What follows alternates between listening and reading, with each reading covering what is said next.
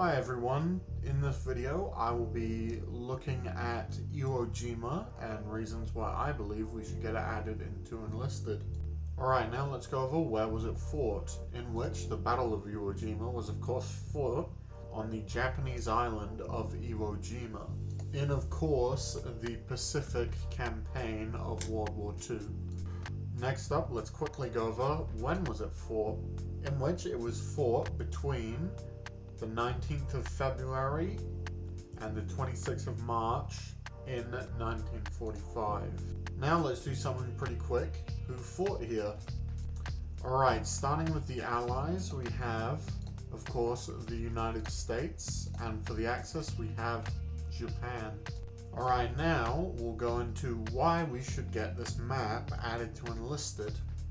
Alright, starting off with its historical significance, upon which, of course, the US and Japan had a fierce battle over control of this volcanic island. And many Americans died for taking this island. Some famous, of course, like I believe John Basilone was here, if you guys know him. And as well as that, I think it's just like a large thing for Americans necessarily as like a victory and a show of their military dominance over the Japanese. Right, now if you don't know, Iwo Jima is a volcanic island, right? And it had black sand beaches, which I think both things would make a very cool backdrop. As well as I believe it could be like Normandy but in the Pacific, and hopefully done a bit better than how Normandy actually is in the game. But yes, that is a big reason why I think this would be an interesting battle to have, as well as the fact that I believe it was a Japanese general that said, and I may be misquoting, but it would take 100,000 men over 100 years to take the island, and the Americans did it relatively quickly as well, so that sort of goes to the historical significance. However, I think it's just an interesting thing. Alright, and now it is time for squads. Starting us off with the Allies, we have the 5th Marine Division. And as well as that, we have the 147th Infantry Regiment, both of which fought on Iwo Jima. The 5th Marine Division formed in 1943, and the 147th Infantry Regiment was formed in 1862. Now we go into the Axis' squads. Alright, now just to preface this by saying, the Japanese insignia I can never find. So we will not be showing that at all because I just can't find it. However, the first Japanese thing that I will be going to is the 145th Infantry Regiment, which fought in Iwo Jima, and the unit was formed in 1896.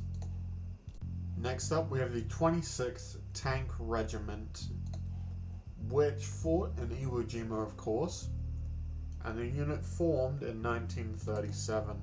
Alright, next up we'll go into equipment, of course starting with the Allies. Alright, to start us off, we have the Winchester Williams anti-tank rifle, which I like to call the anti-tank BAR. Next up, we have the World War I prototype Burton light machine rifle. Also, fun fact, was the first assault rifle ever built. Whilst never seeing service, I believe this will make a good addition as an interesting historical piece to be added into the Enlisted game. Alright, well, now we move on to another World War I thing, but this saw service in World War I. I'm not sure about World War II, but we have the trench gun, the iconic slam-fire shotgun, the trench clearer itself. I think it is overdue that we need this, especially since we recently got the Lewis gun. I believe it's about time that we get a nice little trench gun, considering we don't have one yet, and it's kind of a disgrace. Next up, we have another prototype, the Springfield Semi-Auto 1910, which was a semi-automatic Springfield 1903, but not a Pedersen device. This was an actual semi-automatic rifle firing the legendary 30-06. Now we move on to some Japanese stuff, and just as a warning, this is all going to be prototypes, as basically anything the Japanese did use is already in the game. Alright, now we have the Mo Type 2 rifle, or the Type Mo 2 should I say. This Japanese rifle, another prototype of course, is quite hard to research. I hope this isn't already in the game. But yeah, Japanese stuff is a real pain in the ass. So I hope that this is a good decision and that people would enjoy this as a BR1 or 2 rifle. Alright, now we move on to the Type 97 prototype, which of course this is a prototype version of the Type 97 machine gun. Now I believe some of the differences that can be seen in this image are of course the barrel shroud and the magazine being curved. Now, I don't know why this is, but if anyone could tell me, I'm deeply interested in finding out what's up with this machine gun, and generally I would like to know more about the Japanese prototypes. Alright, now we have the Type 1 machine gun, the final gun that I'm going to do for Japan. I believe that this would make a good addition, given the fact that Japan is sorely lacking with a lot of stuff missing in the tech tree. Whilst I don't know much about Japanese equipment, I believe that this would make a good addition. Basically anything that the Japanese can get would make a good addition though, in my opinion.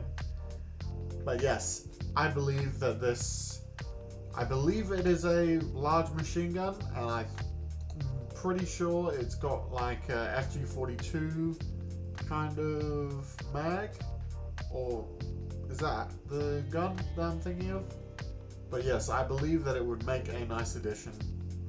Alright, and that is the end of the equipment section. Alright, and of course, big thank yous to other gun and enlisted content creators, such as Slacker, of course, Ice Cream at Squirrels, Forgotten Weapons, and many others who assist in research for this video. Thank you, and yeah, so, oh, also, big thank you to everyone who has subscribed. If you are not subscribed, please subscribe. We recently hit 100 subscribers. I want to do something for that. I'm not sure what. I will be taking suggestions in the Discord. But yes, big thank you to everyone who has subscribed and is assisting in the development of this channel. And have a wonderful day, everyone. Goodbye.